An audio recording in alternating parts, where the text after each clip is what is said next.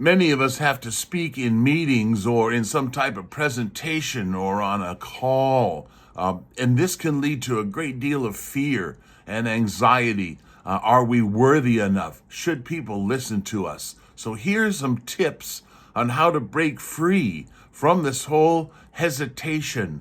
It will help you in your career because more and more we work in the cross-cultural teams. And English is the dominant business language. That's why we're talking today. And so you have to be able to listen carefully, but also speak in a way that feels confident for the other people. You need to feel confident as well. The idea behind this is a thing that people feel called imposter syndrome. Imposter syndrome. An imposter is someone who feels a fake or false or not qualified to do something. And syndrome is this fear or a pattern that repeats again and again. So we feel nervous or afraid, and then we don't get any practice because we are so nervous or afraid.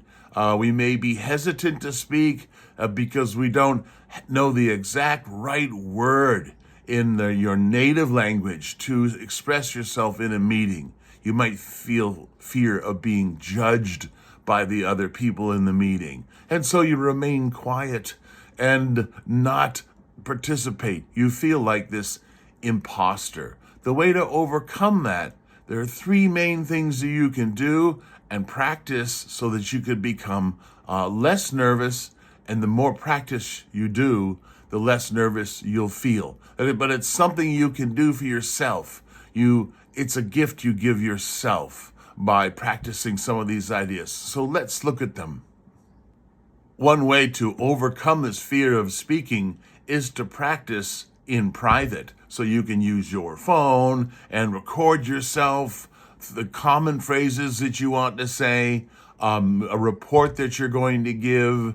You have it written out or in your mind in your native language, and you can figure out how to do that in English. Practice it by making a video of yourself. And this can be private. You don't have to show it to anyone. But the more you see how you look on camera, the more confident you'll become. You can correct your mistakes if you're making mistakes in terms of or other filler words. So you can hear yourself make an inventory of these type of problems you might have that make people stop listening. If you pause too much, cut out those useless words like and ah and That's the first thing you can do. And then make sure you've covered your content. You can time yourself to make sure you're not speaking for more than the time that you're allocated or allotted, right? You may have 1 minute to speak, or it could be 5 minutes to speak or longer. So practicing in front of the video can be quite useful for that. One thing you can do is, instead of saying, why me? You can think more positively. Why not me? Why shouldn't I be able to speak? You've studied for dozens of years to become an expert in your subject matter area, and you've done lots of other experience, internships, and your first job, and building up all this knowledge. So instead of asking, why me? It should be, why not me? I am qualified. I do have something to say, and I must do it to advance my career. I have to cooperate and inform my colleagues or my clients. You must persuade them. You know how to do it in your native language. This is a way you can develop this more confidence that you have the ability and you're worthy of being heard. That way you'll have a lot more confidence and you can move forward step by step, a little bit each day.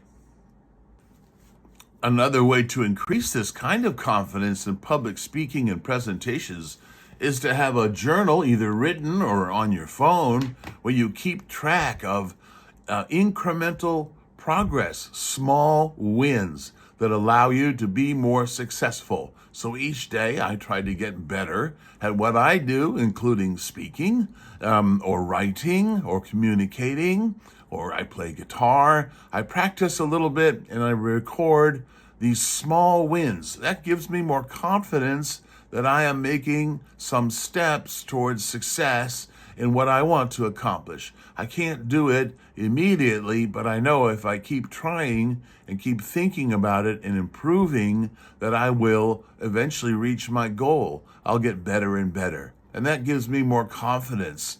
You go from this imposter syndrome to more self-confidence and that powerful speaking to yourself that you can, and making videos or somehow recording yourself so that you understand how long you're speaking, if you're making mistakes in English, if you're pausing or hesitating with these filler words like or you can make daily progress on those and keep track of it in your little notebook like I do, or on your phone, and you'll be much more at ease as you increase this ability. You are not an imposter. You're not phony or fake in the knowledge that you have from all your education and your experience in your industry, what you really know how to do. But you can improve in the confidence in your heart and the bravery and also the confidence in your mind, so that when you do present, you're heard and recognized. When you're heard and recognized, you'll find you're doing better at your job. You have a better chance at promotion or making more money or doing whatever you want to accomplish. But it starts with, yes, I can, instead of no, I can't, and conquering this fear of being an imposter. You're not an imposter, and you can stop this syndrome by being more effective step by step. You can look for more videos like this in a series that I've done all about presentations and confidence and how to participate in meetings and how to be more effective in your career. It does require you to make some effort, some small incremental wins that you record, but you can do it. Keep on practicing and look at the other videos to help you understand how to go about going from fear to fearless.